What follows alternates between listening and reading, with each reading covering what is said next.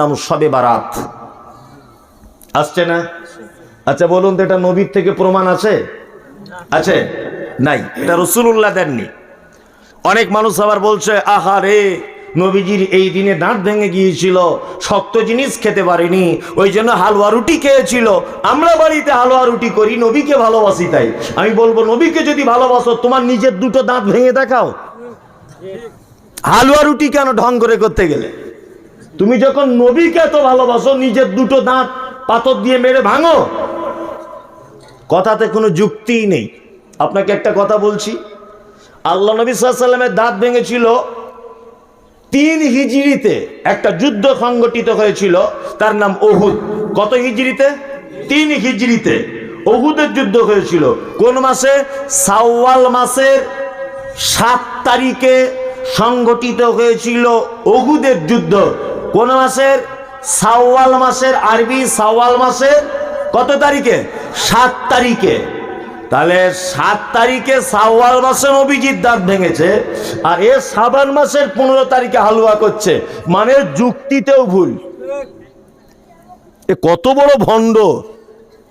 হ্যাঁ, আমাকে অনেকজন SMS করেছে, প্রায় 1000 লোক হবে, যে শবে বরাতের রাত্রিতে হুজুর নামাজ পড়া যাবে, শবে বরাতের দিন রোজা রাখা যাবে? অবশ্যই। আপনি একটা কাজ করেন, আইয়ামে বীজ অর্থাৎ প্রত্যেক চন্দ্র তারিখের 13, 14, 15 তারিখে যদি আপনি রোজা রেখে অভ্যস্ত হন, প্রত্যেক চাঁদের 13, 14, 15 আল্লাহ নবী রোজা রাখতেন। ভালো করে বুঝবেন, আপনি যদি বরাবর এই রোজা যদি রেখে আসেন, তাহলে আপনি এই শাবান মাসে 13, 14, 15 আপনি রোজা রাখুন। তার মানে মাঝখানে একদিন শবে বরাত যেটা চলতি শব্দ আছে, এটা একদিন পড়ছে। কিন্তু যদি আপনি ঢং করে শুধু শবে বরাতের দিনই রোজা যদি রাখেন, অবশ্যই এটা বেদাত। আর রাসূলুল্লাহ বলেছেন, কুল্লু বিদআতিন যালালাহ ওয়া কুল্লু যালালাতিন ফিন্নার। অবশ্যই ইসলামে প্রত্যেক নব আবিষ্কৃত ইবাদত ভ্রষ্টতা।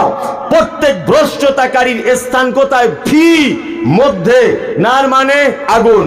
তার মানে বোঝা গেল, নবীজির থেকে যদি এটা প্রমাণ না পাওয়া যায় যে শবে বরাতের দিন রাতে, দিনগত রাতের বেলাতে নামাজ আদায় করতে হবে, নবীর থেকে যদি এটা প্রমাণ না হয়, শবে বরাতের দিন 15ই শাবানে রোজা রাখতেই হবে, এটা মনে করে যদি কেউ দিনকে নির্দিষ্ট এবং নির্ধারণ করে যদি রোজা রাখে, অবশ্যই এটা বেদাত।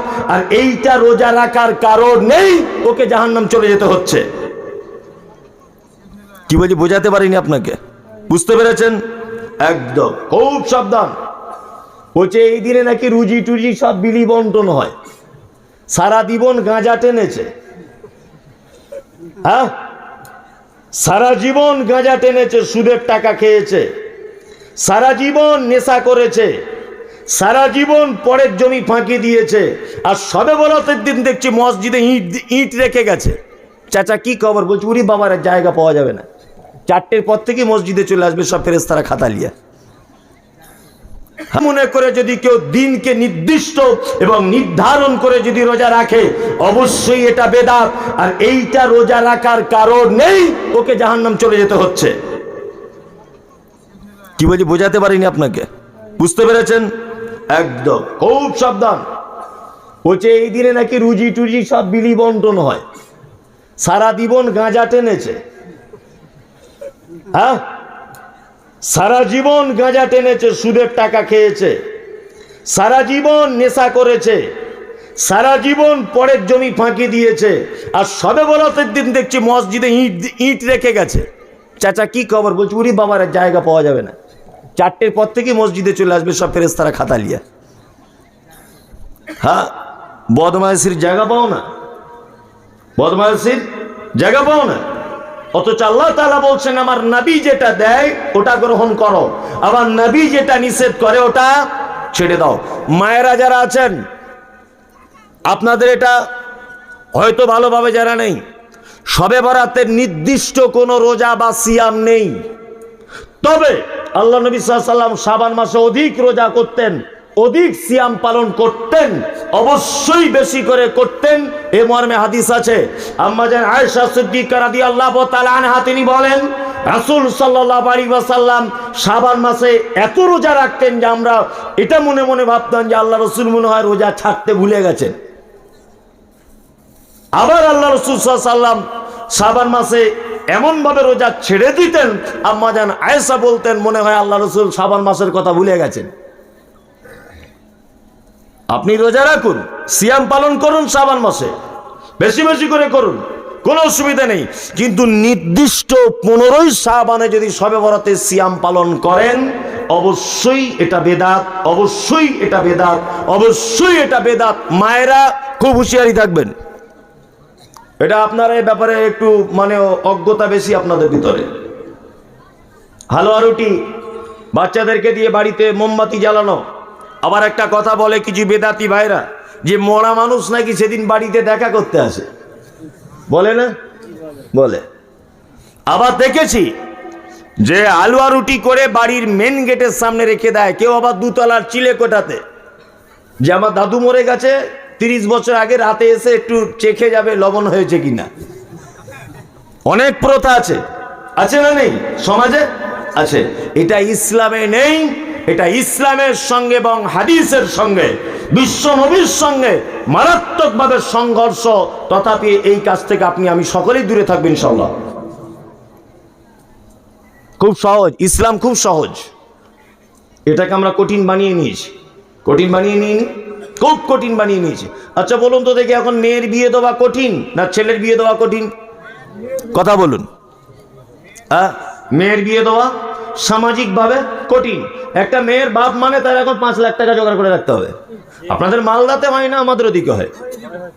আপনাদের এখানে হয় সব জায়গাতে। তাহলে মেয়ের বিয়ে দেওয়া খুব কঠিন। কিন্তু ইসলাম কি বলছে? ইসলাম একটা হাদিস কোরআনে, এটা আমি কোথাও পাইনি যে মেয়ের বাপের মেয়ের বিয়ে দেওয়ার সময় 1 টাকাও কোথাও খরচা হবে, এরকম কোনো জায়গা নেই। বরং ছেলের বাপের খরচা হবে, একটা জায়গা আছে। রাসূলুল্লাহ বলেছেন তোমরা অলিমা করো। ছেলের পক্ষে কি করতে হবে? অলিমা, তাই না? একটা বকরি কাটলেও তো কাটতে হবে, সেটা খরচা কি খরচা নয়? খরচা। এবং মেয়েকে পরিমাণ মতো মোহর দিতে হবে, এটাও একটা খরচা। আচ্ছা, মেয়ের বাপের কোনো খরচা হবে ইসলাম কোথাও বলেছে? বলেনি। তার মানে ইসলাম মেয়ের বাপের জন্য খুব সহজ, কিন্তু সমাজ মেয়ের বাপের জন্য কঠিন পরিস্থিতি দাঁড় করিয়ে দিয়েছে। সমাজ, আমরা বলেছি যে আপনার আব্বা যখন মারা যাচ্ছে, রাসূলুল্লাহ বলেছেন তোমার আব্বাকে যদি শেষ বাক্যটা হয়, তোমার ভাইয়ের, তোমার মায়ের, তোমার স্ত্রী, তোমার শেষ বাক্যটা যদি হয় লা ইলাহা ইল্লাল্লাহ, আল্লাহর নবী বলছেন লোকটা জান্নাত চলে যাবে। শেষ বাক্যটা যদি কি হয়? লা ইলাহা ইল্লাল্লাহ, কোথায় চলে যাবে? জান্নাত চলে যাবে। আমার আব্বা মারা যাবেন, বিছানায় শুয়ে আছেন, ইমাম সাহেবের কাছে গেলাম বা মাদ্রাসার কোন শিক্ষকের কাছে গেলাম, গিয়ে বলছি যে আমার আব্বা তো প্রায় যায় ভাব, একটু ব্যবস্থা কিছু করুন। ইমাম সাহেব তখন বলছে আস্তাগফিরুল্লাহ, একটু আগে বললেন না ভাই? ওই তো আমাদের মাদ্রাসা থেকে 4টা হাফেজ সাহেবকে নিয়ে যান, গিয়ে সূরা ইয়াসিনটা পড়িয়ে দেন। ওরা গিয়ে দুলে ইয়াসিন সূরা পড়তে লাগলো। ভালো করে বুঝবেন, এক পর্যায়ে ওর বাপ মারা গেল, এক পর্যায়ে ওর বাপ মারা গেল। আল্লাহর নবীটা কানা হুজুর আল্লাহর নবীটা দেখতে পেল না, কানা হুজুর নিজের পদ্ধতিতে ইয়াসিন সূরাটা দেখতে পেল। অথচ আল্লাহর নবীর এরকম কোনো হাদিস নাই যে মানুষ মারা গেলে তার মাথার কাছে বসে কোরআন মাজিদ তেলাওয়াত করতে হবে। আমি মুমতাজুল ইসলাম এরকম একটা হাদিস আমার চোখে নাই। অথচ রাসূলুল্লাহ একটা সহজ পদ্ধতি বলেছেন, সে যদি মরার আগে একবার লা ইলাহা ইল্লাল্লাহ বলে দিতে পারে তাহলে জান্নাত চলে যাবে। তাহলে বলুন, আমরা এই জায়গাটা সহজ জায়গা ছিল, আমরা মাদ্রাসা থেকে ছেলে মেয়ে ডেকে এনে ঢং করে কোরআন মাজিদ পড়িয়ে জায়গাটা কঠিন করলাম কি করলাম না? করে দিলাম। আর একটা সহজ উপায় বলি, আল্লাহ নবী সাল্লাল্লাহু আলাইহি ওয়াসাল্লাম, একটা লোক যখন মারা গেছে তার বেটা 2টো কাজ করতে পারে। কটা? 2টো। এক, তার বেটা দোয়া করবে, রব্বিরহামহুমা কামা রাব্বায়ানি সগীরা, আল্লাহ তুমি আমার আব্বাকে ক্ষমা করে দাও, আল্লাহ তুমি আমার দাদুকে ক্ষমা করে দাও, আল্লাহ তুমি আমার মাকে ক্ষমা করে দাও, দোয়া করবে। নাম্বার 2, তার আব্বা মায়ের জন্য ভালো কিছু দান করবে, সাদকা করবে। মসজিদে একটা পাখা কিনে দেবে, মাদ্রাসায় দুটো কোরআন মাজিদ কিনে দিবে, এই মাদ্রাসার ছাদ ঢালাই হবে 1 কুইন্টাল রড কিনে দেবে, এই দান করবে। দান করলে অবশ্যই নাকি পাবে। তাহলে বাপ মারা গেলে বেটার উপরে দায়িত্ব কটা? 2টা। দোয়া করবে আর সাদকা করবে, তাই তো? এখন এই কানা হুজুর এটা নিল না।